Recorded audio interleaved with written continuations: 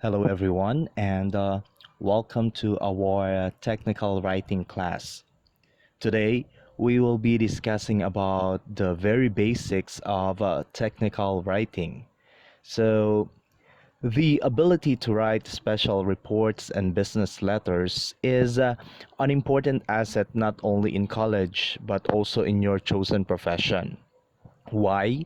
That is because the world today enters into the fourth industrial revolution, and the skills in this type of writing will be a highly personal asset, not only in class, but also in the field of business, work, and government services, wherever you will be soon working.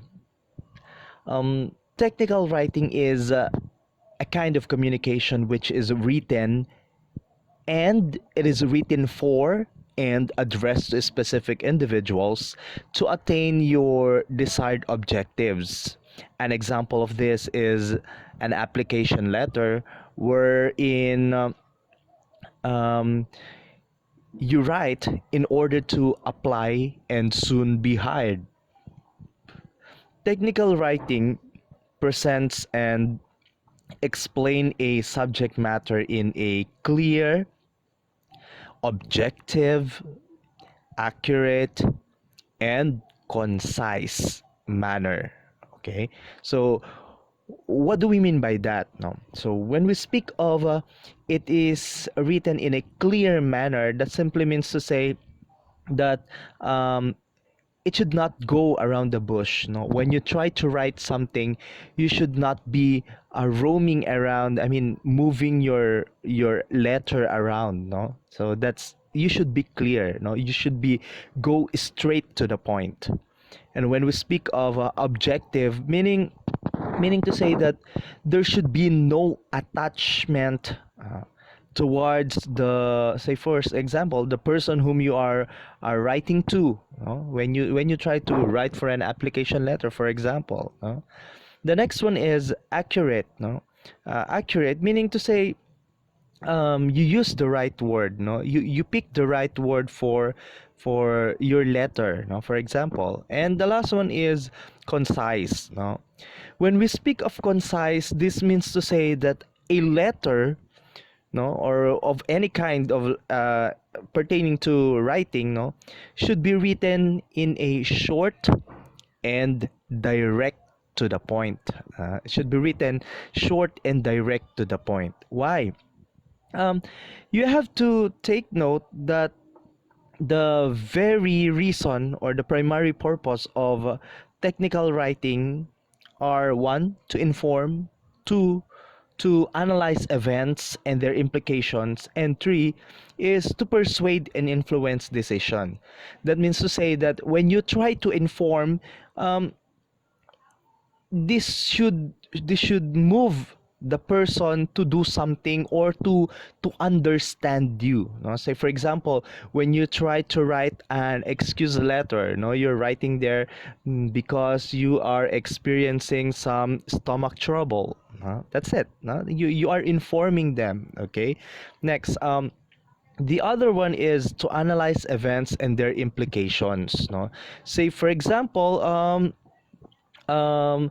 if you are in the in the business field, or in the field of business, so you will see there a graph. No, for, say for example, the month of August. No, you have seen, or yeah, graph or maps like that. No, this will explain how a certain system failed, or how a certain product uh, who went up or down. No, that's it. No, and the last one is to persuade and influence decision. That means to say that you are actually convincing. You're trying to convince. No, say for example, when you ask someone to be in a, say, networking.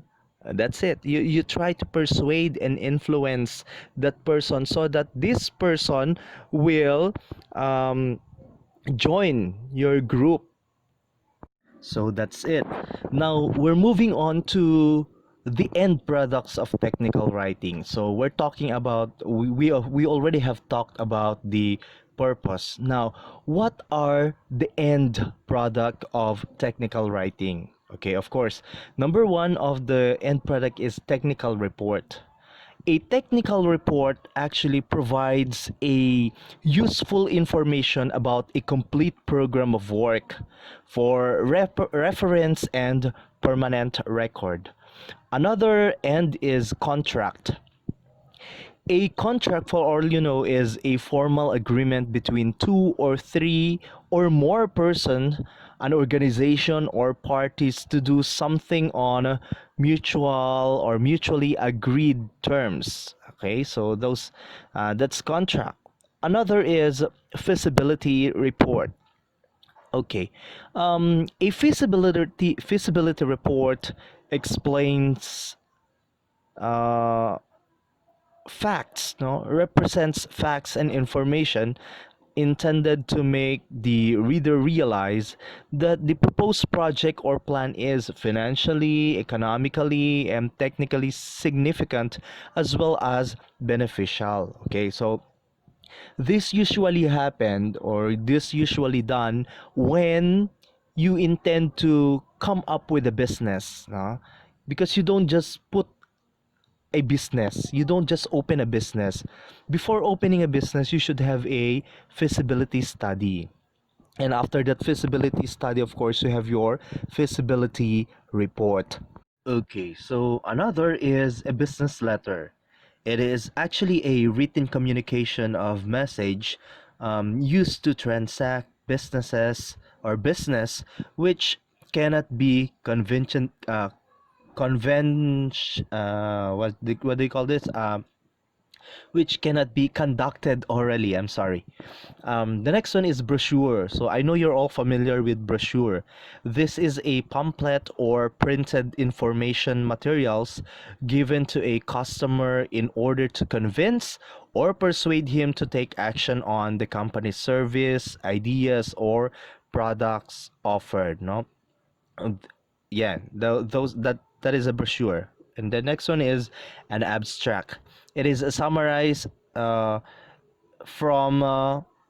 resume, like that, no, or a summary, no. Okay, next one is an instructional manual.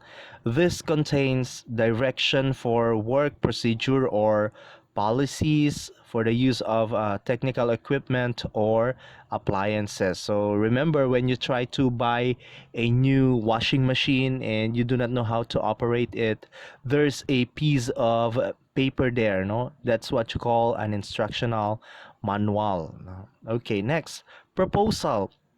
So this contains suggestions for actions, usually involving change or performance and proposal. So I know, yeah, wedding proposal, yeah, something like that, nah? But this one, when we speak of proposal, this has something to do with a written. So it's actually sometimes like a request, no? And the next one is a progress report.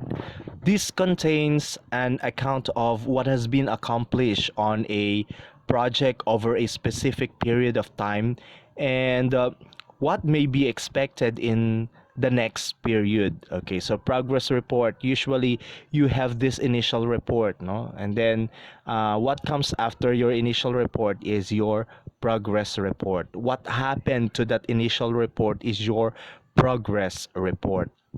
Okay, the next one is a policy.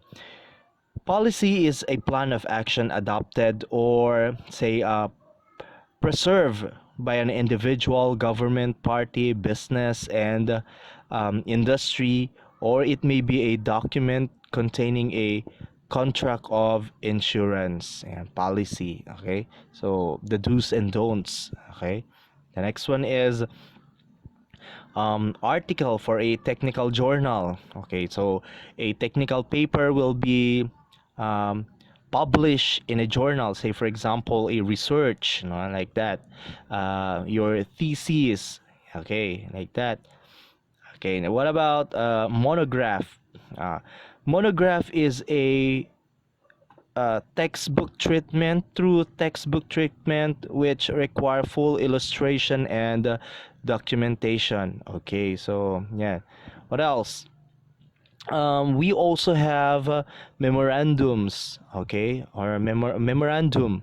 It is an important form of written communication circulated within the company and its branches, which is used to disseminate a message or information. Okay, so later on, probably at the middle part of our semester, you discussing about how to make a memorandum. Okay, the next one is a graphic aids. This refers to all pictures, graph, diagrams, and other materials which is illustrating important details in a report. Okay, another thing, specification. This contains detailed information about performance, courses, materials for construction, theory of operation, sample calculation, table and operating data and information. Those are specifications. You know, when you try to buy a laptop, you wanted to look for the best, no, or a good brand of laptop, you try to look for the specifications. And so how many MB, no, the size, how many gigabyte is the memory, no, it's those are specifications. Okay, or they simply mean, simply they call it specs. Okay, next, printed action memo. Okay, this prepared form requires only a check mark in an appropriate square to indicate in message. Okay, so say for example, okay, when you try to look for a say survey, something like that, or no, not something like that. Okay, so the next one is a survey report. This is a thorough study of any subject. Okay, so um, when you try to do a, say for example, census, and census, you after that you come up with a survey report. Okay, trip report.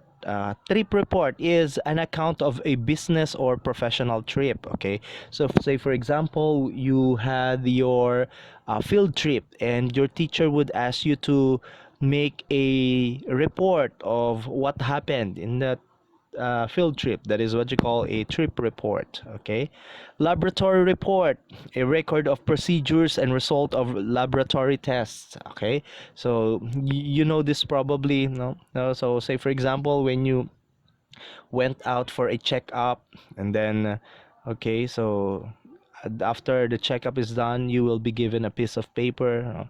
That can be your laboratory report. Or say for example, when you go for an x-ray, the film itself, then and a written, okay, a written thing on a paper is what you call the laboratory report. The next one is technical paper.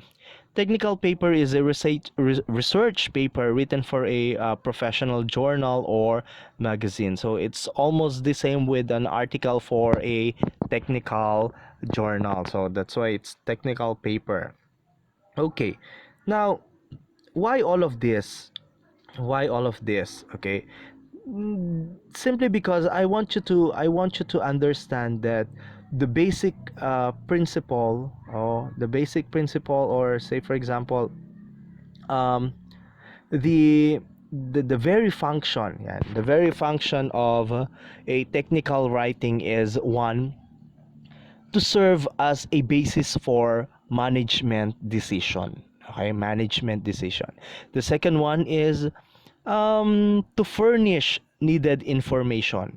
Okay, to furnish needed information. Say for example, um, um, you need something. Okay, you need something. Okay, so a graph would tell you that you have to do something.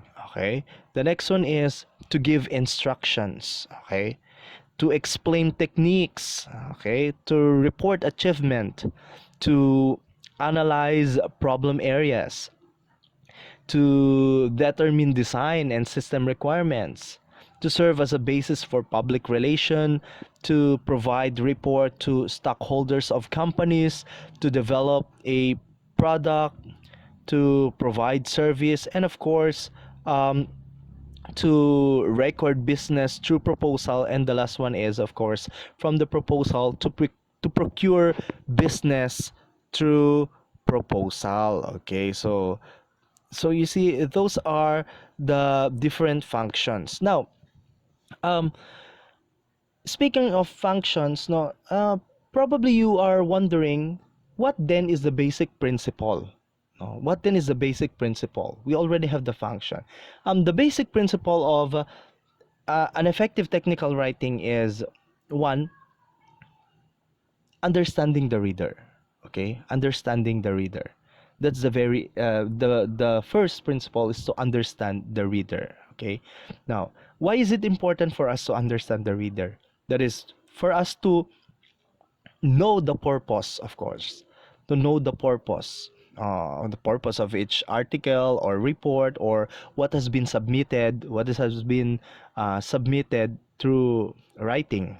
Okay, the next one is knowing your subject matter. Okay, knowing your subject matter. And when you have this, when you already have an idea of your subject matter, the next thing to do is to organize, organize your material. And when you already have organized your material, now you try to make it objective. No, objective, that means to say you write it objectively. So we already have talked about being objective a while back. So another important, of course, the basic principle is knowing your format. What format am I going to write to use? No, at the middle part of our semester, I will be teaching you the different format in business and business communication.